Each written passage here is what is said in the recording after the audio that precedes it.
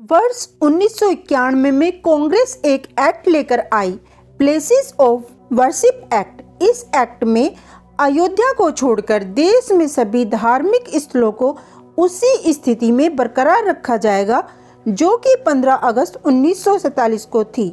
1947 से पहले अगर किसी स्थान पर मस्जिद थी तो मस्जिद और मंदिर था तो मंदिर ही रहेगा, और इसके लिए कांग्रेस एक कानून लेकर आई। ये कानून जब संसद में पेश हुआ तो बीजेपी विपक्ष में थी और बीजेपी यही कह रही थी कि इस कानून का मकसद उन मस्जिदों को बचाना है जिनका निर्माण मंदिरों को तोड़कर किया गया है।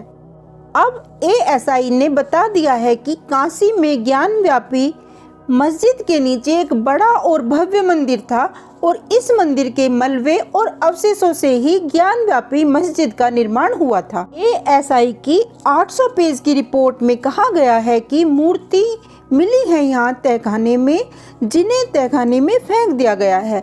मुक्ति मंडप का होना ये दिखाता है कि मंडप का होना इस जगह पर मंदिर होने के पुख्ता प्रमाण माने जाते हैं। एएसआई की रिपोर्ट में बताया गया है कि 8 शिवलिंग मस्जिद के तहखाने में हिंदुओं के देवी देवताओं की मूर्तियां क्या कर रही थी। 17वीं सदी में मंदिर को तोड़कर मस्जिद का निर्माण हुआ। खंभों पर नक्काशी को भी मिटाने की कोशिश की गई है। तीसरा पॉइंट है कि मस्जिद से कन्नड़, तेलुगु और देवनागरी लिपि में कुल मिलाकर 34 ऐसे शिलालेख मिले हैं जो मस्जिद से पहले मंदिर होने का प्रमाण पेश करते हैं। जनार्दन, रुद्र और महामुक्ति मंडप जैसे शब्द लिखे हुए हैं। ज्ञानवापी मस्जिद की पश्चिमी दीवार प्राचीन मंदिर का ही अवशेष है जिसे मुगलों ने ध्वस्त न करके मस्जिद में ही मिला लिया था, और इसके ढांचे से ही पता चलता है कि मस्जिद प्राचीन मंदिर के मलबे से ही बनाई गई थी। मंदिर में नंदी जी का होना और सामने बाजूखाने को खाली करके पता चलता है कि उसमें शिवलिंग मिला। शिवलिंग मुस्लिम पक्ष शिवलिंग को फव्वारा बता रहा था, लेकिन जब बोला गया कि इसको चलाकर दिखाइए तो फव्वारा चला नहीं क्योंकि वो शिवलिंग है। एएसआई की रिपोर्ट सिद्ध करती है कि यहाँ पर प्राचीन मंदिर था जो औरंगजेब ने तुड़वा दिया था। शासक औरंगजेब ने 1676 ईस्वी में इसको बनवाया और 1792 में मस्जिद के शाहीन को दोबारा से मरम्मत कराया गया था।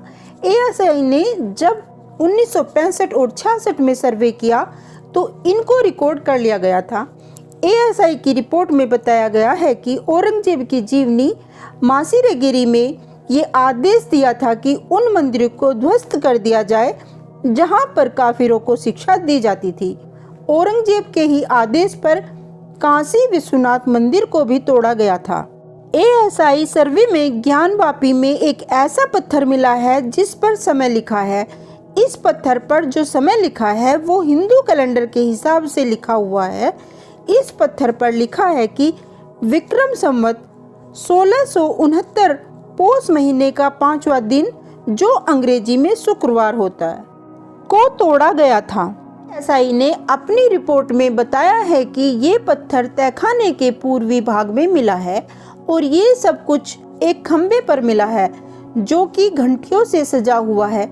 ये खंबा पुराने मंदिर का ही एक हिस्सा है जिसका प्रयोग मस्जिद बनाने में किया गया।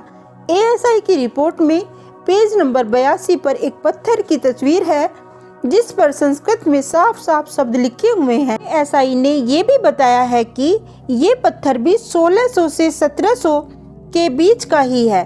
एएसआई के सर्वे की एक और तस्वीर पत्थर पर काशी लिखा है।